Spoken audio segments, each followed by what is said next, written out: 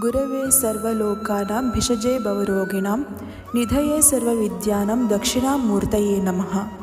ಓಂ ಶ್ರೀ ಗುರುಭ್ಯೋ ನಮಃ.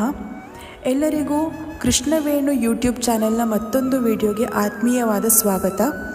ಇವತ್ತು ನಾವು ಗೀತಾಮೃತ ಸಾರದಲ್ಲಿ ಅರ್ಜುನ ವಿಷಾದ ಯೋಗದ 4ನೇ ಶ್ಲೋಕವನ್ನು ನೋಡಿ ಅದರ ಅರ್ಥವನ್ನು ಹಾಗೂ ಈ ಶ್ಲೋಕದಿಂದ ನಾವೇನು ತಿಳಿದುಕೊಳ್ಳಬಹುದು ಅಥವಾ ಈ ಶ್ಲೋಕವನ್ನು ನಾವು ನಮ್ಮ ಜೀವನದಲ್ಲಿ ಹೇಗೆ ಅರ್ಥೈಸಿಕೊಳ್ಳಬಹುದು ಎಂಬುದನ್ನು ನೋಡೋಣ.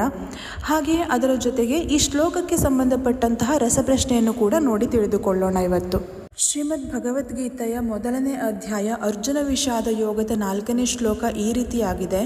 ಅತ್ರ ಶೂರಾ ಮಹೇಶ್ವಾಸ ಭೀಮಾರ್ಜುನ ಸಮಾಯುಧಿ ಯುಯುಧಾನೋ ವಿರಾಟಶ್ಚ ದ್ರುಪದಶ್ಚ ಮಹಾರಥಃ. ಈ ಶ್ಲೋಕದಲ್ಲಿ ದುರ್ಯೋಧನನು ಪಾಂಡವರ ಸೇನೆಯಲ್ಲಿರುವ ಭೀಮ ಮತ್ತು ಅರ್ಜುನರಿಗೆ ಸಮಾನವಾಗಿರುವಂತಹ ಅವರಷ್ಟೇ ಪರಾಕ್ರಮಶಾಲಿಗಳಾದ ಯುಯುಧಾನ ಅಂದರೆ ಸತ್ಯಕಿ, ವಿರಾಟ ಮತ್ತು ದ್ರುಪದ ಮುಂತಾದ ಮಹಾರಥಿಗಳನ್ನು ಗುರುತಿಸಿ ದ್ರೋಣಾಚಾರ್ಯರಿಗೆ ಪಾಂಡವರ ಸೇನೆಯ ಬಲವನ್ನು ವಿವರಿಸುತ್ತಿರುತ್ತಾನೆ. ಈ ಶ್ಲೋಕದ ಅರ್ಥ ಈ ರೀತಿಯಾಗಿದೆ. ಈ ಪಾಂಡವ ಸೇನೆಯಲ್ಲಿ ಭೀಮ ಮತ್ತು ಅರ್ಜುನ ಇಬ್ಬರಿಗೂ ಸಮಾನರಾಗಿರುವಂತಹ ಯುದ್ಧದಲ್ಲಿ ನಿಪುಣರಾದ ಯುಯುಧಾನ, ವಿರಾಟ ಮತ್ತು ದ್ರುಪದರಂತಹ ಮಹಾರಥಿ ಅಪ್ರತಿಮ ವೀರರು ಹಾಗೂ ಬಿಲ್ಲುಗಾರರಿದ್ದಾರೆ ಎಂದು ದುರ್ಯೋಧನನು ಪಾಂಡವರದ್ದು ಸಣ್ಣ ಸೇನೆ ಎಂದು ತಿಳಿದಿದ್ದರೂ ಸಹ ಅವರ ಸೇನೆಯಲ್ಲಿರುವ ಮಾಹಿತಿಗಳನ್ನು ಕಂಡು ತುಸು ಭಯಭೀತನಾಗಿ ಆಚಾರ್ಯ ದ್ರೋಣರ ಬಳಿ ಪಾಂಡವರ ಸೇನೆಯ ಬಗ್ಗೆ ಈ ರೀತಿಯಾಗಿ ವಿವರಿಸ್ತಾ ಇದ್ದ. ದುರ್ಯೋಧನನು ಪಾಂಡವರ ಸೇನೆಯ ಪರಾಕ್ರಮವನ್ನು ಅರಿತು ದ್ರೋಣಾಚಾರ್ಯರ ಗಮನವನ್ನು ಅವರ ಬಲದತ್ತ ಸೆಳೆಯೋಕೆ ನೋಡ್ತಾನೆ. ಅಷ್ಟೇ ಅಲ್ಲದೆ 11 ಅಕ್ಷೋಹಿಣಿ ಸೈನ್ಯ ಹೊಂದಿರುವ ಪಾಂಡವರ ಪಡೆಯನ್ನು ಕೇವಲ ದುರ್ಬಲರೆಂದು ಭಾವಿಸದೆ ಸಮಾನ ಪರಾಕ್ರಮಿಗಳನ್ನು ಗುರುತಿಸಿ ಅವರ ಸೇನೆಯನ್ನು ಕೂಡ ಶ್ಲಾಘಿಸುತ್ತಾನೆ. 3ನೇ ಶ್ಲೋಕದಲ್ಲಿ ದುರ್ಯೋಧನನು ಪಾಂಡವರ ಸೈನ್ಯದ ವ್ಯೂಹ ಹೇಗಿತ್ತು, ದ್ರುಪದ ರಾಜನ ಮಗ ದೃಷ್ಟದ್ಯುಮ್ನ ಹೇಗೆ ವ್ಯೂಹ ರಚನೆ ಮಾಡಿದ್ದ ಎಂದೆಲ್ಲ ವಿವರಿಸಿದ್ದನ್ನು ನೋಡಿದ್ದೆವು. ಈಗ ಅದೇ ದುರ್ಯೋಧನ ಪಾಂಡವರ ಸೈನ್ಯದಲ್ಲಿರುವ ಪ್ರಮುಖ ಪರಾಕ್ರಮಿಗಳನ್ನು ಸಹ ಗುರುತಿಸಿ ಅವರ ಹೆಸರನ್ನು ಹೆಸರಿಸುತ್ತಾ ಇದ್ದಾನೆ. ದ್ರೋಣಾಚಾರ್ಯರಿಗೆ ಯುದ್ಧ ಕಲೆಯಲ್ಲಿದ್ದ ಮಹಾಶಕ್ತಿಯ ಎದುರಿನಲ್ಲಿ ದೃಷ್ಟದ್ಯುಮ್ನ ಒಬ್ಬ ದೊಡ್ಡ ಅಡೆತಡೆಯೇನೂ ಆಗಿರಲಿಲ್ಲ. ಆದರೆ ಆತಂಕವನ್ನು ಉಂಟು ಮಾಡಬಲ್ಲಂತಹ ಇತರರು ಅನೇಕ ಮಂದಿ ಕೂಡ ಇದ್ದರು.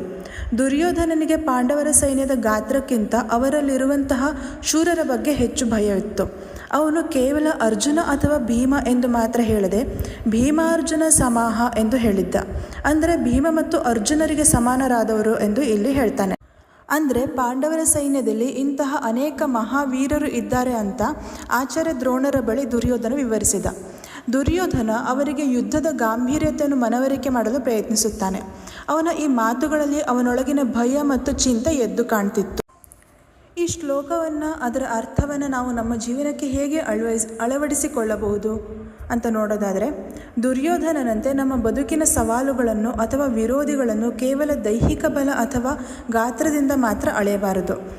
ಅವರ ಹಿಂದಿರುವ ಅಪ್ರತಿಮ ಸಾಮರ್ಥ್ಯ, ಧೈರ್ಯ ಮತ್ತು ಕೌಶಲ್ಯಗಳನ್ನು ಸಹ ನಾವು ಗುರುತಿಸಬೇಕು. ಶತ್ರುವನ್ನು ನೋಡಿ ಹಗುರವಾಗಿ ಪರಿಗಣಿಸಬಾರದು.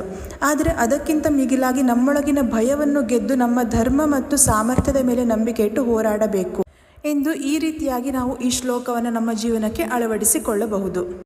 ಈ ಶ್ಲೋಕಕ್ಕೆ ಸಂಬಂಧಪಟ್ಟ ಹಾಗೆ ಇಂದಿನ ಪ್ರಶ್ನೆ ಈ ರೀತಿಯಾಗಿದೆ. ಈ ಶ್ಲೋಕದಲ್ಲಿ ದುರ್ಯೋಧನನು ಪಾಂಡವರ ಸೈನ್ಯದಲ್ಲಿರುವ ಶೂರರನ್ನು ಯಾರಿಗೆ ಸಮಾನರು ಎಂದು ಹೋಲಿಸಿದ್ದಾನೆ?